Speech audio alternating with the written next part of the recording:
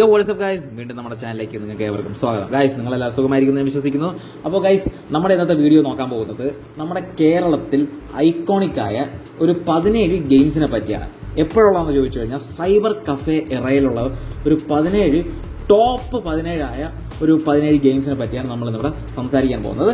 ഞാനിത് റാങ്ക് ആയിട്ട് കൊടുത്തിട്ടില്ല, അല്ലാതെ ജസ്റ്റ് റാൻഡം ആയിട്ടാണ് ഒരു 17 എന്തായാലും എടുത്തത്. പക്ഷേ എന്നാലും ടോപ്പ് 2 റാങ്ക് 1 ആണെന്ന് ഞാൻ വിശ്വസിക്കുന്ന ഒരു 2 ഗെയിംസും ഞാൻ അവിടെ കൊടുത്തിട്ടുണ്ട്. അപ്പോൾ എന്തായിരുന്നാലും നമുക്ക് ലിസ്റ്റ് നോക്കാം. സൈബർ കഫേ, ജസ്റ്റ് ഒരു ഐഡിയ തരാം. സൈബർ കഫേ എറ എന്ന് പറഞ്ഞു കഴിഞ്ഞാൽ നമ്മുടെ പണ്ടത്തെ വേറൊന്നുമല്ല, നമ്മുടെ പണ്ടത്തെ ഇന്റർനെറ്റ് കഫേയിൽ പോയി എന്താ പറയുക ഗെയിം കളിക്കുന്ന പരിപാടി. അതുപോലെ തന്നെ സ്കൂൾ കോളേജിലുള്ള ലാബിലും അവിടുത്തെ കമ്പ്യൂട്ടറിൽ നിന്നും നമ്മൾ ഗെയിം കളിക്കുന്നു. അത് കഴിഞ്ഞിട്ട് വീട്ടിലുള്ള കമ്പ്യൂട്ടർ ഉള്ളവരുടെ വശത്ത് പോയി എന്താ പറയുക ഫ്രണ്ട്സായിട്ട് ഒത്തിരി ഗെയിം കളിക്കുന്നു. ആ ഒരു എറയാണ്. ഓക്കെ, ഇപ്പോഴല്ലേ എന്താ പറയുക ഈ കമ്പ്യൂട്ടർ എല്ലാവരുടെയും വീട്ടിൽ വന്നത്. അതിന് മുമ്പ് എന്ന് പറയുക കമ്പ്യൂട്ടർ ഇല്ലാത്തൊരു എറ ഉണ്ടായിരുന്നു. അപ്പോൾ അതിനെപ്പറ്റിയാണ് നമ്മൾ ഇന്നോട്ട് സംസാരിക്കുന്നത്. അന്ന് ആ ഒരു കാലഘട്ടത്തിൽ ഏറ്റവും കൂടുതൽ ഹിറ്റ് അടിച്ച ഗെയിംസിനെ പറ്റിയാണ് നമ്മൾ സംസാരിക്കുന്നത്. അപ്പോൾ 17ാം സ്ഥാനത്ത് Delta Force, Black Hawk Down. Delta ഫോഴ്സിന് ഒരുപാട് ഗെയിംസ് ഉണ്ട്, ഇഷ്ടംപോലെ ഒരു ലൈനപ്പ് ഗെയിംസ് ഉണ്ട്. അതിൽ ഡെൽറ്റ ഫോഴ്സിലൊരു ബ്ലാക്ക് ഹോക്ക് ഡൗൺ എന്നൊരു ഗെയിമാണ്. അതിലെ പറയാം, അതൊരു രക്ഷയില്ലാത്ത ഗെയിമാണ്, കിടിലൻ ഗെയിമാണ്. നിങ്ങൾ കളിച്ചിട്ടില്ലെങ്കിൽ നിങ്ങളത് കളിക്കണം. ഇതൊന്നും വേറെ ഒന്നുമല്ല, ഒരു മിലിറ്ററി ക്ലാസിക് ആയിട്ടുള്ളൊരു ഗെയിമാണ്. അൺഫോർഗറ്റബിൾ, നല്ല റിയലിസ്റ്റിക് ആയിട്ടുള്ള ഇൻറ്റൻസ് ആയിട്ടുള്ള ഒരു മൾട്ടിപ്ലെയർ ഗെയിമുണ്ട്, മൾട്ടിപ്ലെയർ ചോയ്സ് ഉണ്ട്. അങ്ങനത്തെ ഒരു കിടിലൻ ഗെയിമാണ് ഡെൽറ്റ ഫോഴ്സ്. അപ്പോൾ 17ാം സ്ഥാനത്ത് ഡെൽറ്റ ഫോഴ്സ് ആണ്. 16 എന്ന് പറഞ്ഞു കഴിഞ്ഞാൽ വേറെ ഒന്നുമല്ല, ഏജ് ഓഫ് എംപയേഴ്സ് ആണ്. സത്യം പറഞ്ഞാൽ ഈ നമുക്ക് ഈ മൗസ് ഇങ്ങനെ എപ്പോഴിട്ട് നീക്കണത് ഇങ്ങനെ നമ്മളതിങ്ങനെ പോയിന്റ് ഔട്ട് ഇങ്ങനെ നീക്കുമല്ലോ, സ്ക്രീൻ നീക്കുമ്പോഴേക്കും ഗെയിം കളിക്കുമ്പോഴവർക്കറിയാം ഞാൻ ഇപ്പോൾ എന്താണ് ഉദ്ദേശിച്ചത്.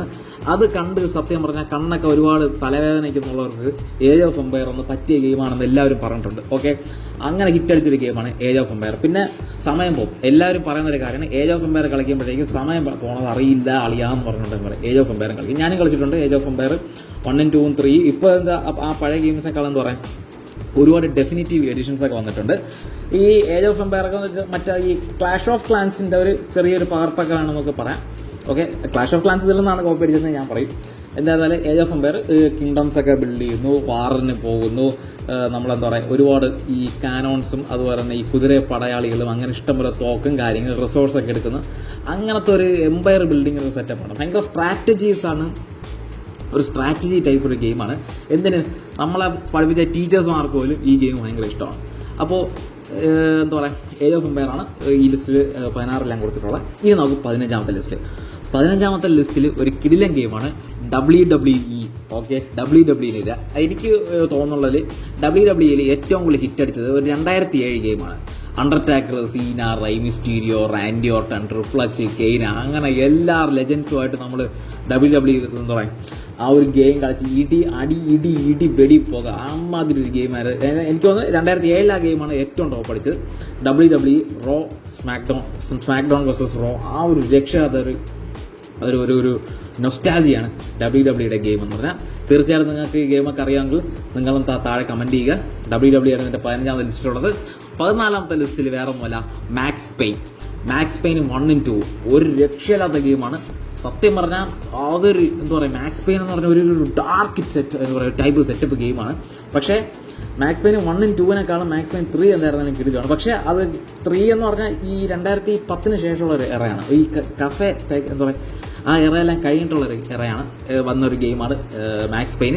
ഏതായിരുന്നാലും ആ മാക്സ് പെയിൻ 3 കിടിലമാണ്. പക്ഷേ അതിനൊക്കെ 1 and 2 കളിക്കാത്തവർ നിങ്ങൾ കളിക്കണം. ഒരു നല്ല ട്രാജിക് സ്റ്റോറിയാണ്, ആക്ഷൻ പെർഫെക്ഷൻ. എന്തുകൊണ്ട് ഇത് ഭയങ്കര പെർഫെക്റ്റ് ഗെയിമായി മാക്സ് പെയിൻ? ആരിറക്കിയത്? നമ്മുടെ റോക്ക് സ്റ്റാർ. അതുകൊണ്ടാണ് നിങ്ങൾക്ക് GT ആയിട്ട് ചില പല ഈ ഗെയിം ഫിസിക്സ് സാമ്യമായിട്ട് നിങ്ങൾക്ക് തോന്നും. അത് വേറെ ഒന്നുമല്ല, അത് റോക്ക് സ്റ്റാർ ഇറക്കിയതുകൊണ്ടാണ്. അപ്പോൾ എല്ലാവരും ആ റോക്ക് സ്റ്റാർ ഇറക്കുമ്പോൾ എല്ലാ ഗെയിമിനും അവർ ആ ഒരു സ്ട്രാറ്റജി അല്ലേ കൊടുക്കുന്നത്. അതുകൊണ്ടാണ് മാക്സ് പെയിൻ ടോപ്പ് ഗെയിമായത്. അപ്പോൾ നിങ്ങൾ കളിക്കാത്തവർ മാക്സ് പെയിനും കളിക്കുക. ഇനി 13ാം സ്ഥാനത്ത് നമ്മൾ കൊടുക്കുന്നതാണ് Prince of Persia Sands of times warrior within. ഒരു രക്ഷയില്ലാത്ത ഗെയിമാണ്. അമ്മാതിരി എന്ന് വെച്ചാൽ അന്ന് അസാസിൻ ക്രീഡിനേക്കാൾ എൻ്റെ ഒരു അഭിപ്രായം മാത്രമാണ്, അന്ന് അസാസിൻ ക്രീഡിനേക്കാളും ഭയങ്കര ഹിറ്റ് അടിച്ച ഒരു ഗെയിമാണ് പ്രിൻസ് ഓഫ് പേർഷ്യ. എന്തിനു വേണ്ടിയിട്ട്? പ്രിൻസ് ഓഫ് പേർഷ്യ എല്ലാ ഫോണിലും കമ്പ്യൂട്ടറും എല്ലാത്തിലും, പണ്ടത്തെ ആ കീപാഡ്, ഈ നോക്കിയുടെ കീപാഡ് ഫോണിലൊക്കെ പ്രിൻസ് ഓഫ് പേർഷ്യയുടെ കളിച്ചത് എനിക്ക് ഓർമ്മയുണ്ട്.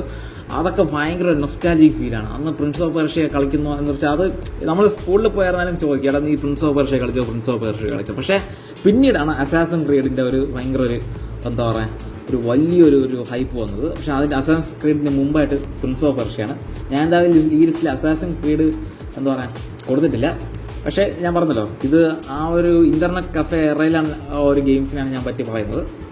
അപ്പോൾ എന്തായിരുന്നാലും ഈ പ്രിൻസ് ഓഫ് പേർഷ്യസ് കളിക്കാത്തവർ നിങ്ങളത് എന്തായിരുന്നു ഇപ്പോൾ എന്ന് പറയാം, നിങ്ങൾ കളിക്കണമെങ്കിൽ കളിച്ചോ, നല്ലൊരു ഗെയിമാണ്. പിന്നെ ഗ്രാഫിക്സ് കൂടുതലൊന്നും പ്രതീക്ഷിക്കില്ല, പഴയ ഗെയിമാണ്, പക്ഷേ നൈസ് സ്റ്റോറി ലൈൻ.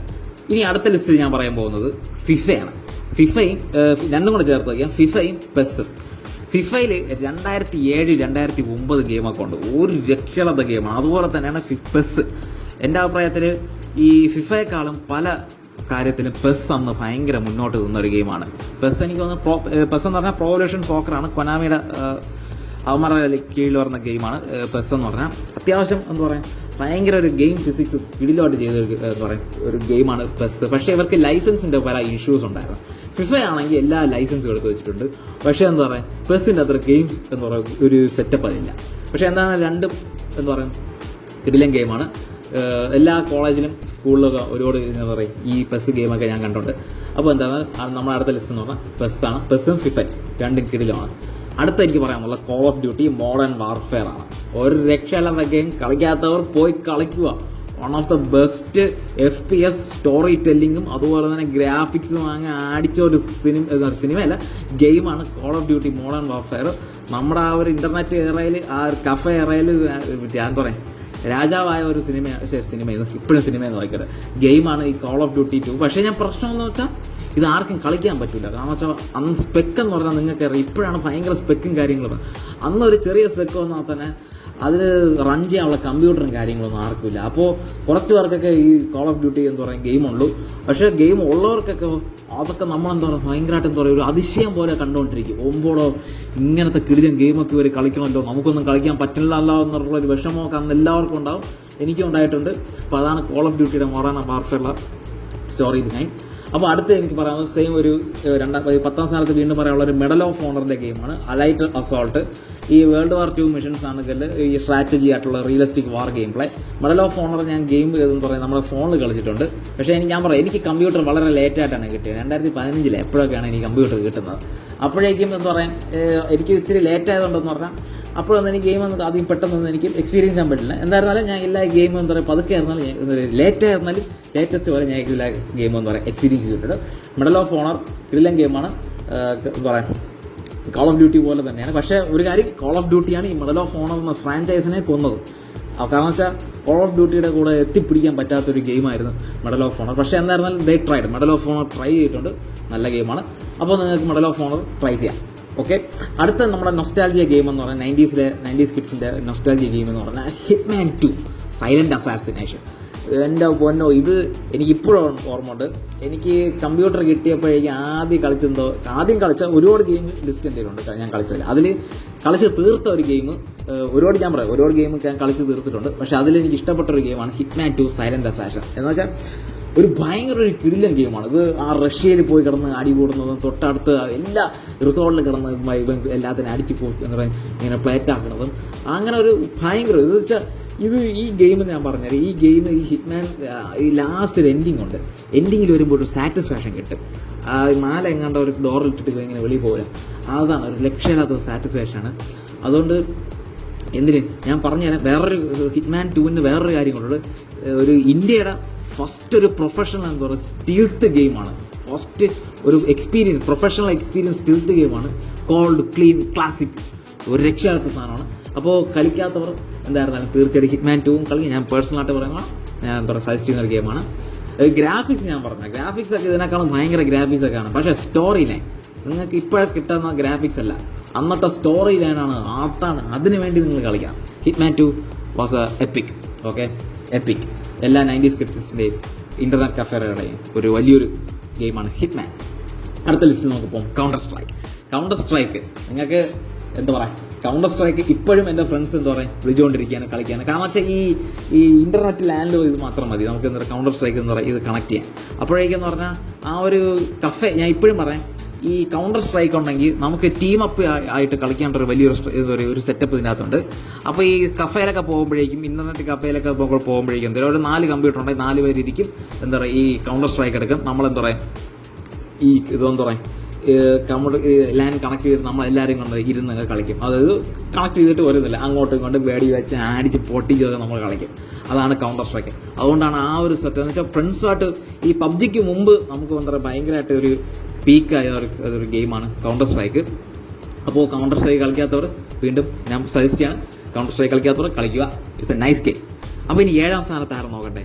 7ാം സ്ഥാനത്ത് വേറെ ആരുമല്ല, the cricket 2007 EA സ്പോർട്സിന്റെ EA sports it's in the game എന്ന് നമ്മൾ കേൾക്കുമ്പോൾ തന്നെ എല്ലാവരും പറയും ദ ക്രിക്കറ്റ് 2007.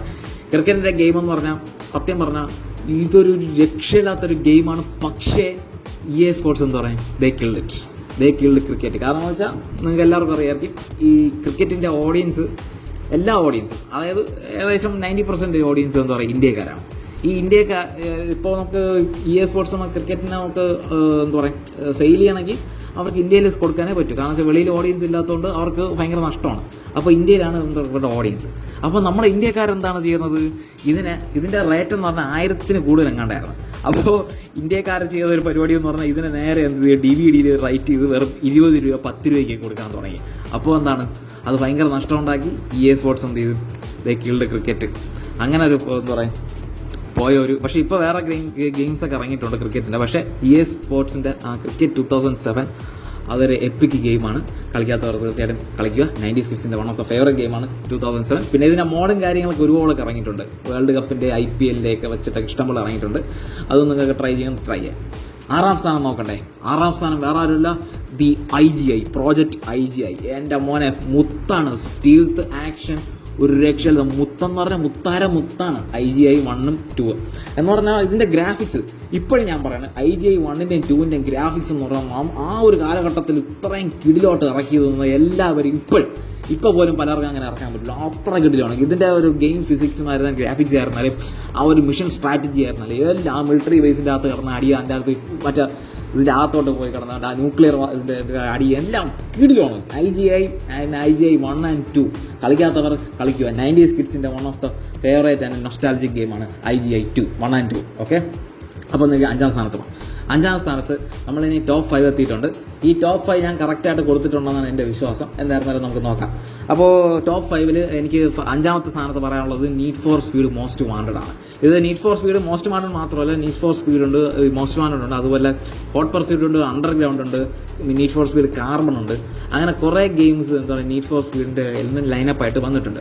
അപ്പോൾ പക്ഷേ എന്നാലും മോസ്റ്റ് വാണ്ടഡ് ആണ് പോകുന്നത് ഏറ്റവും കൂടുതൽ എന്താ പറയുക എപ്പിക് ആയിട്ടുള്ള ഗെയിം. കാരണം വെച്ചാൽ മോസ്റ്റ് വാണ്ടഡ് ഗ്രാഫിക്സ് ഇപ്പോൾ പോലും പലർക്കും എന്താ പറയുക ചെയ്യാൻ കഴിയുന്നില്ല. അത്ര കിടിലാണ്. 2005 ഇറങ്ങിയ ഗെയിമാണ് നോക്കുന്നത്. ഇപ്പോൾ പോലും ആ ഗ്രാഫിക്സിന് ടച്ചപ്പ് ചെയ്യാൻ വേണ്ടി ഇപ്പോഴത്തെ ആ 4A game AAA 4A games companies ഓർത്തെടുക്കാൻ പറ്റില്ല. അമ്മാതിരി സാധനമാണ്. അന്നത്തെ സ്റ്റോറി ലൈൻ നിങ്ങൾ കേൾക്കണം. എൻ്റെ പൊന്നോ BMW M3 GTR വെച്ചിട്ടുള്ള സ്റ്റോറി ലൈൻ എൻ്റെ പൊന്നെ. ഇന്ത്യയിൽ കേരളത്തിലെ ദ ബിഗ്ഗസ്റ്റ് റേസിംഗ് ഗെയിം തന്നെയായിരുന്നു need for speed most wanted. അതിൻ്റെ ഈ മോസ്റ്റ് വാണ്ടഡ് ലാസ്റ്റ് ഒരു മിഷൻ ഉണ്ട്. എന്ന് വെച്ചാൽ ഈ പാലത്തിന് മുമ്പിൽ അത് ചാടിയിട്ടുള്ള ഒരു മിഷൻ സാറ്റിസ്ഫാക്ഷനുള്ള എൻ്റെ മോനെ അതൊരു കിടിലാണ്. കളിക്കാത്തവർ എനിക്ക് തോന്നുന്നത് ഇത് എല്ലാവരും കളിച്ചിട്ടുണ്ടാവും. ഞാൻ പ്രത്യേകിച്ച് കളിക്കണം എന്ന് പറയാനുള്ള ഒരാവശ്യം ഉണ്ടാവില്ല. കാരണം വെച്ചാൽ മോസ്റ്റ് വാണ്ടഡ് എൻ്റെ ഈ സബ്സ്ക്രൈബേഴ്സ് എല്ലാവരും കളിച്ചിട്ടുണ്ടെന്ന് ഞാൻ വിശ്വസിക്കുന്നു. ഓക്കെ, അപ്പോൾ ഇനി പ്രത്യേകിച്ച് പറയാനുള്ള അഥവാ ഇനി കളിക്കാത്തവരാരെങ്കിലും ഉണ്ടെങ്കിൽ മര്യാദയ്ക്ക് പോയി കളിക്കുക. Need for speed most wanted 2005. Okay, അപ്പോൾ 5ാമത്തെ ലിസ്റ്റ് അതാണ്. 4ാമത്തത് ആരെന്നറിയട്ടെ. 4ാമത്തത് വേറെ ആരുമല്ല, GTA San Andreas. എല്ലാവർക്കും GTA San Andreas ആരെന്നറിയാം. ഏറ്റവും കൂടുതൽ എനിക്ക് ഇപ്പോഴും പറയാം, ഈ GTA San Andreasലാണ് ഏറ്റവും കൂടുതൽ മിഷൻ. എത്ര കളിച്ചാലും തീരുമോ, കളിച്ച് എന്തോന്ന് മിഷനുടെ എവിടെയൊക്കെ മിഷൻസ്. ആ മാപ്പ് തന്നെ കാണണം. എത്ര മണിക്കൂറോളം വരുന്ന എനിക്കറിയാം. എത്ര മണിക്കൂറെന്ന് കളിച്ചാലും ഈ ഗെയിം തീരില്ല. അത്രയ്ക്ക് ഭയങ്കരമാണ് ഈ എന്താ പറയുക ഈ GTA San Andreas. പിന്നെ ആ GTA San Andreasൻ്റെ ഇതിൻ്റെ ടോണൊക്കെ തീം സോങ്ങൊക്കെ അറിയായിരിക്കും എല്ലാവരുടെയും. എന്താ പറയുക ഈ സ്റ്റീരിയോയിലൊക്കെ ഇട്ട് കേട്ട് അങ്ങനെ ഒരു രോമം പുളകിതനായുള്ള കാലഘട്ടം നമുക്കുണ്ടായിരുന്നു. CJ, ഗ്രോ സ്ട്രീറ്റും പിന്നെ ബിഗ് സ്മോക്ക് ഇവന്മാരെല്ലാവരും, പിന്നെ മറ്റേ ഈയുടെ ആയിട്ട് വന്നല്ല നമ്മളെ CJ ചതിക്കുന്ന രണ്ടെണ്ണമുണ്ടല്ലോ, അതിൻ്റെ പേര് മറന്നുപോയി. അങ്ങനെ അവരെല്ലാവരും കൂടെ ചേർന്ന് ആ ഒരു വൺ ഗെയിമാണ് GTA San Andreas. പക്ഷെ ഞാൻ പറഞ്ഞല്ലോ, ഇത് കളിച്ചാൽ തീരൂല, അത്രയ്ക്കുണ്ട് ഗെയിം. പിന്നെ GTA San Andreasൽ ഒരു കാര്യം കൂടെ പറയാനുണ്ട്, ഇതിൻ്റെ ഇടയ്ക്ക് ഒരു 1.5 മിഷനുണ്ട്. അത് മിഷൻ എന്ന് വെച്ചാൽ മറ്റേ ഹെലികോപ്റ്റർ അല്ല, മറ്റേ ഈ RC പ്ലെയിൻ ഒരു മിഷനുണ്ട്. അത് കളിച്ച് പ്രാന്തായ ഒരു കാലഘട്ടം എനിക്കുണ്ടായിരുന്നു. ഓക്കെ, അതാണ് GTA San Andreas. അപ്പോൾ അതാണ് 4ാം സ്ഥാനം. 3ാം സ്ഥാനം സെയിം GTA കാറ്റഗറിയാണ്, പക്ഷേ GTA Vice Cityക്കാണ് ഞാൻ 3ാം സ്ഥാനം കൊടുത്തിട്ടുള്ളത്. First open world freedom. നമ്മുടെ ഇന്ത്യക്കാർ, കേരളത്തിലുള്ള എല്ലാ ജനങ്ങളും 90s കിഡ്സും ഫസ്റ്റായിട്ട് ഒരു ഓപ്പൺ വേൾഡ് ഫ്രീഡം അനുഭവിച്ച ഗെയിമാണ് GTA Vice City. GTA Vice Cityയുടെ ഗെയിം എന്ന് പറഞ്ഞാൽ ഭയങ്കര നൊസ്റ്റാൾജിക് ഗെയിമാണ്. ഈ ഞാൻ നേരത്തെ സാൻ ആൻഡ്രിയസിൽ ഒരു മിഷൻ പറഞ്ഞില്ലേ, ഇതിലുണ്ട്. ഈ GTA Vice Cityക്കകത്തുണ്ട് ഒരു ഹെലികോപ്റ്റർ മിഷൻ, ഈ ബോംബ് വയ്ക്കണം. എൻ്റെ പൊന്നോ, എത്ര കളിച്ചാലും ഇവന്മാർ ഇങ്ങനെയൊക്കെ കൊണ്ടുവരണതിനാണെന്ന് എനിക്ക് മനസ്സിലാവുന്നത്. ഇവന്മാർ കളിച്ച് ഞാൻ സത്യം പറഞ്ഞാൽ ഇത് ഫസ്റ്റ് കമ്പ്യൂട്ടർ കിട്ടിയ ആ ടൈമിൽ ഞാൻ കളിച്ചപ്പോഴത്തേക്കും 1-2 തവണ ഞാൻ നിർത്തിയിട്ട് പോയതാണ്. അതിനുശേഷം വീണ്ടും കളിച്ചപ്പോഴാണ് ഒന്ന് പാസ്സായി കിട്ടി. ഓക്കെ, അപ്പോൾ ഫസ്റ്റ് ട്രയൽ ഞാൻ അത് നിർത്തിയിട്ട് പിന്നെ നിർത്തിയിട്ട് 3ാമത്തെ ട്രയൽ എങ്ങാണ്ടാണ് ഞാൻ GTA Vice Cityയും ആ ഹെലികോപ്റ്റർ മിഷൻ തീർത്തത്. അത്രയ്ക്ക് പ്രാന്ത് പിടിക്കുന്നൊരു മിഷനാണ് GTA Vice City.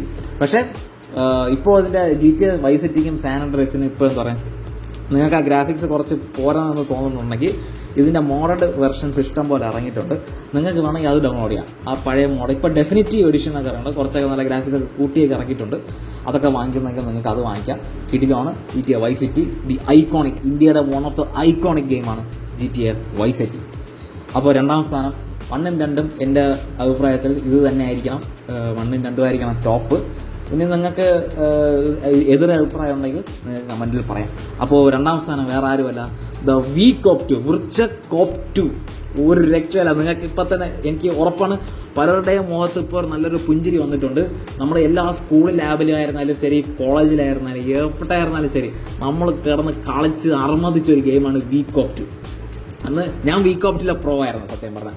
VCOP 2 pro, പക്ഷേ എന്നാലും ഞാൻ VCOP 2 പ്രോ ആയിരുന്നാലും ഈ നമുക്ക് ഈ എയർപോർട്ട് മിഷനുണ്ട്, അത് കഴിഞ്ഞിട്ട് സബ്വേ മിഷനുണ്ട്, അത് കഴിഞ്ഞിട്ട് ഷിപ്പിലെ മിഷനുണ്ട്, അത് കഴിഞ്ഞിട്ട് മറ്റൊരു ബിൽഡിംഗ് നടക്കുന്ന ആ മിഷൻ, ഫസ്റ്റ് മിഷൻ അതുണ്ട്. ഇതെല്ലാം സത്യം പറഞ്ഞാൽ നമ്മൾ എന്തോന്നാണ് ചെയ്തുകൊണ്ടിരുന്നത്. ഫസ്റ്റ് ഒരു ഗെയിം കളി കഴിഞ്ഞിട്ട് നമ്മൾ പോകും. അത് കഴിഞ്ഞിട്ട് അടുത്ത ഒരു മിഷൻ കഴിഞ്ഞിട്ട് വീട്ടിൽ പോകും. സത്യം പറഞ്ഞാൽ ഈ 3 മിഷനുണ്ടല്ലോ, ആ 3 മിഷനും കളിച്ച് കഴിഞ്ഞിട്ട് ലാസ്റ്റ് ഒരു ഫൈനൽ മിഷൻ ഉണ്ടെന്ന് എത്രയോ വർഷം കഴിഞ്ഞിട്ടാണ് ഞാൻ അറിയണത്. എനിക്ക് ആദ്യം അറിഞ്ഞുകൂടായിരുന്നു ഈ ഒരു കാര്യം, ഇങ്ങനെ ഒരു കാര്യം ഉണ്ടായിരുന്നത്. ലാസ്റ്റ് എന്ന് പറഞ്ഞാൽ ഒരു മറ്റേ ഈ എക്സോ സ്യൂട്ട്, മറ്റേ ഇങ്ങനെ ബോഡിയിലൊക്കെ സ്യൂട്ട് വെച്ചിട്ട് വരുത്തമാര് അവനെ വന്നിട്ട് നമ്മളെന്ത് വെടിവെച്ച് പോകാം. സംഭവം ഇതെനിക്ക് അറിഞ്ഞുകൂടായിരുന്നു ഇങ്ങനെ ഉണ്ടായിരുന്നത്. സത്യം പറഞ്ഞാൽ അത് മിസ്സായിപ്പോയി. നമ്മളെന്ന് പറഞ്ഞാൽ ഫസ്റ്റ് ഒരു ഗെയിം കളിക്കും, കളി ജയിച്ച കളിയാ, സൂപ്പർ കളിയാന്ന് പറഞ്ഞിട്ട് വീട്ടിൽ പോകും. സംഭവം അങ്ങനെയായിരുന്നു. അത് പിന്നീടാണ് എനിക്ക് മനസ്സിലായത്. പക്ഷേ VCOP 2 എന്ന് പറഞ്ഞാൽ nostalgia man, that game is freaking nostalgia. ഭയങ്കര ഇഷ്ടപ്പെട്ടൊരു ഗെയിമാണ്. പക്ഷെ ഞാൻ പറഞ്ഞല്ലോ, ഇപ്പോഴത്തെ ഗ്രാഫിക്സ് വെച്ച് നോക്കുമ്പോഴത്തേക്കും വേറൊരിതാണ്. പക്ഷേ സ്റ്റോറി, ഗ്രാഫിക്സ് അല്ല, give it to the story. നമുക്ക് കുതിരപ്പവൻ കൊടുക്കേണ്ട സ്റ്റോറിക്കാണ്. ഇപ്പോഴത്തെ ഗെയിമാർ എല്ലാവരും പറയുന്ന ഒരു വലിയൊരു കംപ്ലൈൻ്റ് ആണ്, സ്റ്റോറി കൊള്ളില്ല, ഒന്നിലും സ്റ്റോറി കൊള്ളത്തില്ല. പക്ഷേ അന്ന് നമുക്ക് കിട്ടിയത് എല്ലാവരും കിടിലം സ്റ്റോറിയാണ്. അപ്പോൾ നമുക്ക് ഹാപ്പിയാവും. അപ്പോൾ ഇതാണ് നമ്മുടെ 2ാമത്തെ ലിസ്റ്റ്. ഇനി എവർഗ്രീൻ ലാസ്റ്റത്തെ ലിസ്റ്റ്, ദ നമ്പർ 1. അറിയണ്ടേ ആരെന്ന്? വേറെ ആരുമല്ല, the number 1, the most iconic, കേരളത്തിലെ എല്ലാവരുടെയും ദ മോസ്റ്റ് ഐക്കോണിക് ഗെയിം. അത് വേറെ ആരുമല്ല, ദി റോഡ് റാഷ്. എന്തറിയോ, ഇതാണ് ഗെയിം. അതായത് റോഡ് റാഷാണ് എല്ലാം തുടങ്ങി വെച്ചത്. എല്ലാം ഇന്ത്യയുടെ ഫസ്റ്റ് PC-യുടെ ഗെയിം എന്ന് പറഞ്ഞു കഴിഞ്ഞാൽ റോഡ് റാഷിനാണ് തുടക്കം, റോഡ് റാഷാണ് ആരംഭം, ദി ഒറിജിൻ. ഓക്കെ, ഈ എർത്തിൻ്റെ ഒറിജിൻ മറ്റേ ബിഗ് ബാങ് ആണെന്ന്, പല ബാങ്ക് ആണെന്നൊക്കെ നമ്മൾ പല സയൻറ്റിസ്റ്റുമാർ വാദിക്കുന്നു. പക്ഷേ ഇന്ത്യയിൽ അല്ലെങ്കിൽ കേരളത്തിൽ ഒരു ഗെയിമിൻ്റെ ഉത്ഭവം എന്ന് പറഞ്ഞു കഴിഞ്ഞാൽ അത് റോഡ് റാഷാണ്. റോഡ് റാഷ് കഴിഞ്ഞിട്ടാണ് ബാക്കിയെല്ലാം വന്നത്. VCOP പിന്നെയാണ് വന്നത്, ഈ Vice City പിന്നെയാണ് വന്നത്, സാൻ ആൻഡ്രിയസ് പിന്നെയാണ് വന്നത്, മോസ്റ്റ് വാണ്ടഡ് പിന്നെയാണ് വന്നത്. ചിലപ്പോൾ ഇതിന് മുമ്പ് പല ഗെയിമുകളൊക്കെ വന്നിട്ടുണ്ടാവാം. പക്ഷേ ഒരു ഗെയിം എന്ന നിലയിൽ ഒരു ഒറിജിൻ ഗെയിമൊക്കെ ഇങ്ങനെയാണ് അളിയ എന്ന് പറഞ്ഞൊരു തുടക്കം എന്താ പറയുക ഇട്ട് കൊടുത്തത് റോഡ് റാഷാണ്. പിന്നെ സൂപ്പർ മാരിയോ അതൊക്കെ ഉണ്ടായിരുന്നു, അതൊക്കെ പഴയ ഗെയിമൊക്കെ ഉണ്ടായിരുന്നു. പക്ഷേ Road Rash was iconic. Road Rash കളിക്കാത്തവരായിട്ട് ആരുമില്ല എൻ്റെ അഭിപ്രായത്തിൽ. റോഡ് റാഷ് കളിക്കാത്തവരായിട്ട് ഒറ്റ ആൾക്കാരുമില്ല. വീട്ടിലായിരുന്നാലും ശരി, പിന്നെ കമ്പ്യൂട്ടർ സ്കൂളിലോ കോളേജിലോ എവിടെയായിരുന്നാലും ശരി, ഇന്റർനെറ്റ് കഫേയിലായിരുന്നാലും ശരി, Road Rash is iconic man. Road റാഷിനാരും തൊട്ട് കളിക്കല്. പൊളി മാച്ചാണ്, പൊളി ഫ്രീക്ക് ഗെയിമാണ് റോഡ് റാഷ്. ഓക്കെ, എൻ്റെ PC വാങ്ങിച്ച സമയത്ത് ഞാൻ പറഞ്ഞത് എനിക്ക് PC ലേറ്റായിട്ടൊന്നും കിട്ടണം. പക്ഷേ PC വാങ്ങിച്ച സമയത്ത് ഞാൻ ആദ്യം കുറേ ഗെയിം ഇൻസ്റ്റാൾ ചെയ്യുന്ന പറഞ്ഞില്ലേ, അതിൽ ഫിഫ ഉണ്ട്, അതിൽ നമ്മുടെ ഹിറ്റ്മാൻ ഉണ്ട്, അപ്പോൾ പിന്നെ റിച്ച് കോപ്സ് ഉണ്ട്, പിന്നെ GTA ഉണ്ട്, പിന്നെ നീഡ് ഫോർ സ്പീഡ് ഉണ്ട്. അതിലും ഒരു കാറ്റഗറിയിൽ അതിലൊരു സ്ഥാനം കൊടുത്തതാണ് റോഡ് റാഷ്. എനിക്ക് അപ്പോഴും എന്താ പറയുക, അന്നൊക്കെ സത്യം പറഞ്ഞ ഗ്രാഫിക്സ് ഒക്കെ എല്ലാം ഒറ്റൊരു അപ്ഗ്രേഡായി. പക്ഷേ എന്നാലും റോഡ് റാഷ് ഞാൻ വിട്ടുകൊടുത്തില്ല. ഞാൻ റോഡ് റാഷ് അന്നും കളിച്ചു. അയ്യോ എന്തുമാത്രം സാറ്റിസ്ഫാക്ഷൻ തെറ്റിയെന്ന് പറയും. അതാണ് റോഡ് റാഷ്.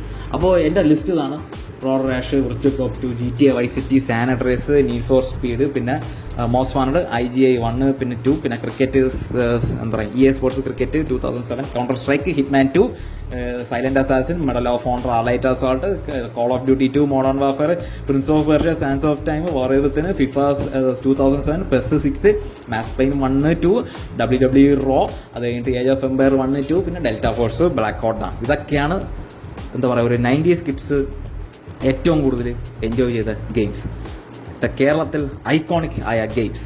അപ്പോൾ ഈ ലിസ്റ്റിലോട് നിങ്ങൾ യോജിക്കുന്നോ ഇല്ലേന്ന് വെച്ചാൽ നിങ്ങൾക്ക് താഴെ കമൻറ്റിൽ പറയാം. അപ്പോൾ എന്തായിരുന്നാലും പിന്നെ വേറെ 2-3 ഗെയിമൊക്കെ ഉണ്ട്. ഈ far cry 1, half life 2, mafia 1 അതൊക്കെ ഉണ്ട്. പക്ഷേ ഇതെല്ലാം ഇൻക്ലൂഡ് ചെയ്യാൻ പറ്റില്ല. ഇപ്പം തന്നെ ഒരുപാട് സമയമായിപ്പോയി. നിങ്ങൾ എന്താ പറയുക കേട്ട് നിങ്ങൾ എന്താ പറയുക മടുത്തിട്ടുണ്ടാവും. പക്ഷേ സോറി, ഞാൻ പറഞ്ഞില്ല, ഇത് ഇച്ചിരി ലെങ്തി ആയിട്ടുള്ള വീഡിയോ ആയിപ്പോയി. പക്ഷേ എന്തായിരുന്നാലും എനിക്ക് ഉറപ്പാണ് നിങ്ങൾക്ക് കുറച്ച് പേർക്കെങ്കിലും മുമ്പിൽ എനിക്ക് മുഖത്ത് കുറച്ച് ചിരി കൊണ്ടുവരാൻ സാധിച്ചാൽ അത് അത്രയും വലിയ കാര്യമായില്ലേ. അപ്പോൾ ഇതാണ് ലിസ്റ്റ്. നിങ്ങൾക്ക് അഭിപ്രായമൊക്കെ കമൻറ്റിൽ പറയാം. അപ്പോൾ ഇനി അടുത്തൊരു വീഡിയോ കാണുന്നതായിരിക്കും. നിങ്ങൾക്ക് എവർക്കും peace out guys, peace out.